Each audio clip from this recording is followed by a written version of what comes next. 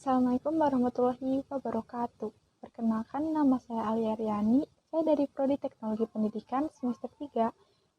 Pada kesempatan kali ini saya akan menjelaskan tentang pengelolaan pendidikan.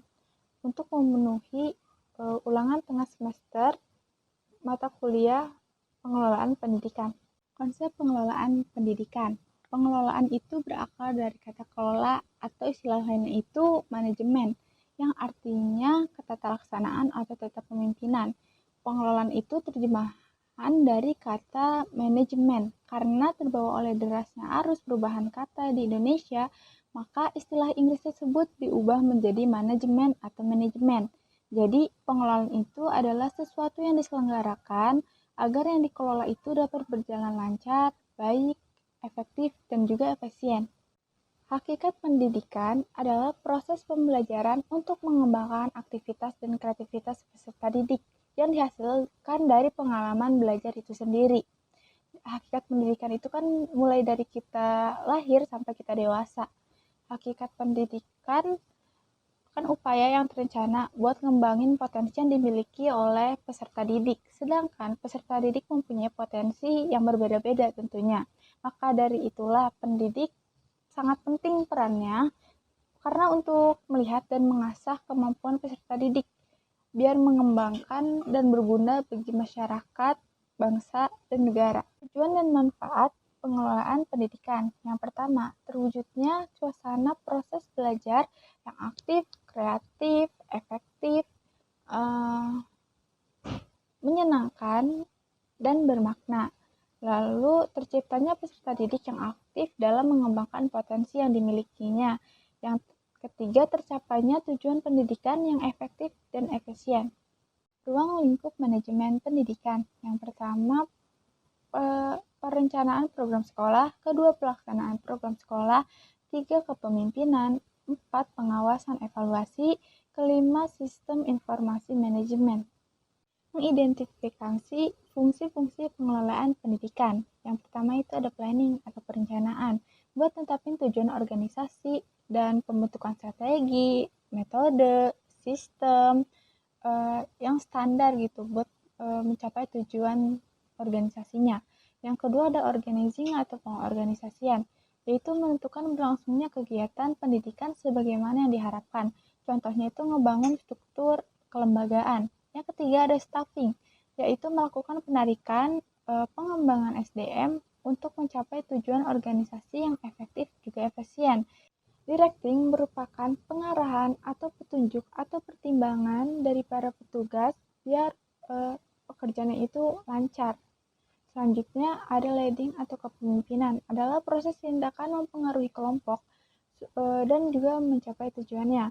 Selanjutnya ada coordinating, yaitu melakukan berbagai segala kegiatan agar tidak terjadi percecokan atau perkelahian, sehingga terbangun kerjasama untuk mencapai tujuannya.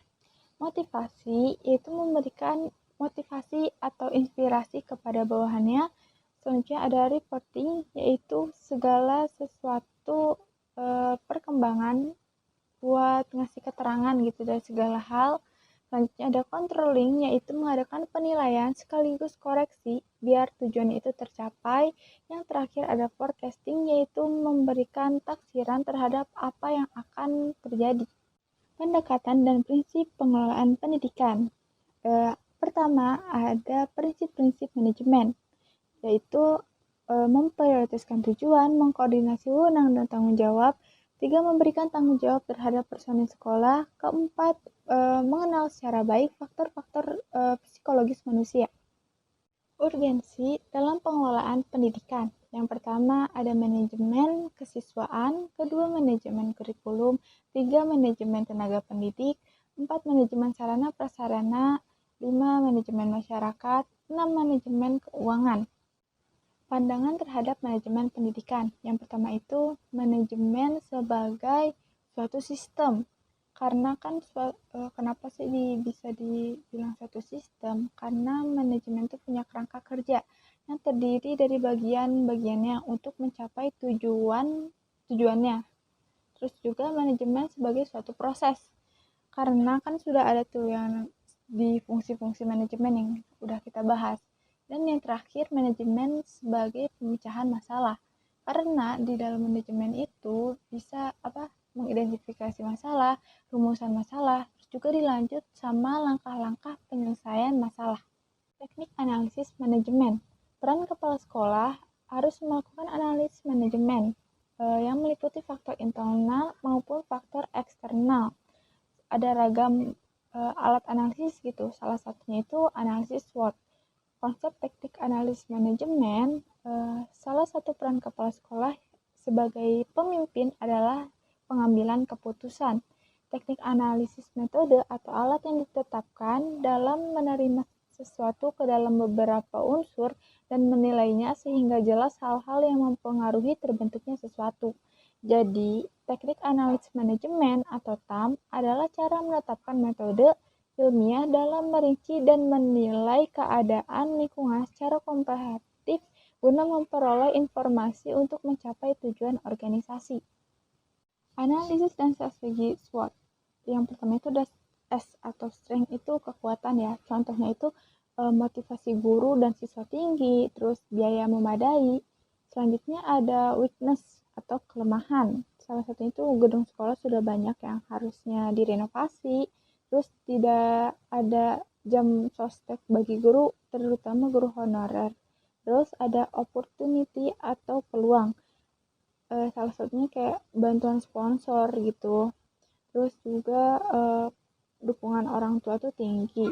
Selanjutnya ada threats atau ancaman. Banyak sekolah yang lebih difavoritkan sama jadi sekolah itu tuh belum terpusat gitu. Terus ada strategi, strategi SO, strategi WO, strategi ST, dan strategi WT.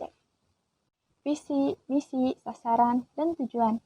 Visi itu serangkaian kata yang isinya itu menggambarkan cita-cita atau tujuan yang akan dicapai dari suatu organisasi atau suatu lembaga.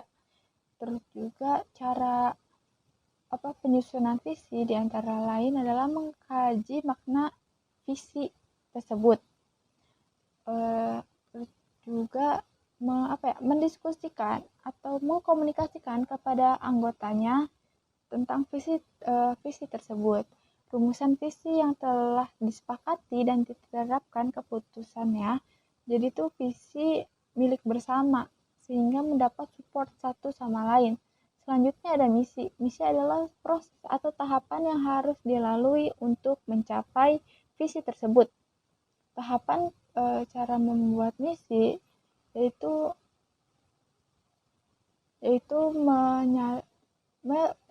pernyataan misi harus menunjukkan secara jelas mengenai apa yang hendak dicapai oleh sekolah. Satu indikator visi dapat dirumuskan lebih dari satu rumusan misi. Rumusan misi selalu bentuk kalimat yang menunjukkan tindakan, bukan kalimat untuk menunjukkan keadaan seperti di misi. Selanjutnya ada tujuan. Tujuan adalah pernyataan umum tentang apa yang akan dicapai, biasanya dalam jangka waktu panjang gitu loh ya. Dan yang terakhir adalah sasaran, yaitu suatu tindakan spesifik yang akan dilakukan dalam jangka waktu yang pendek. Pengelolaan keuangan sekolah. Konsep pengelolaan keuangan sekolah. Terus manajemen pengelolaan keuangan itu fungsi-fungsi keuangan yang meliputi kegiatan perencanaan, penganggaran, pengelolaan, pencarian, penyimpanan, pengendalian, dan pemeriksaan keuangan. Selanjutnya ada manfaat dan tujuan pengelolaan keuangan. Yang pertama, mengelola penggunaan dana sekolah atau madrasah secara transparan, lalu meningkatkan efektivitas dan efisiensi dana sekolah, terus mendorong kompetensi pertanggungjawaban keuangan sekolah. Selanjutnya ada prinsip pengelolaan keuangan sekolah, ada 4. Yang pertama, keadilan, kedua, efisiensi, ketiga, transparansi, 4, akuntabilitas. Lalu ada perencanaan pengelolaan dana sekolah. Sebelum mengalokasikan dana sekolah nih, maka kepala sekolah itu harus membuat perencanaan dana sekolah. perencanaan dana sekolah harus mengacu pada hasil EDS atau evaluasi diri sekolah dan program-program yang direkomendasikan dari EDS. Dan yang terakhir ada pembelanjaan dana sekolah. Pembelanjaan dana sekolah itu mencakup semua aliran dana keluar gitu buat nyediain layanan pendidikan baik langsung maupun tidak langsung. Terus juga harus mengacu pada komponen-komponen yang telah ditetapkan dalam RKAS. Pembukuan uang masuk dan uang keluar juga harus transparan dan juga cermat. Mungkin cukup sekian dari saya, kurang lebihnya mohon maaf. Wassalamualaikum warahmatullahi wabarakatuh.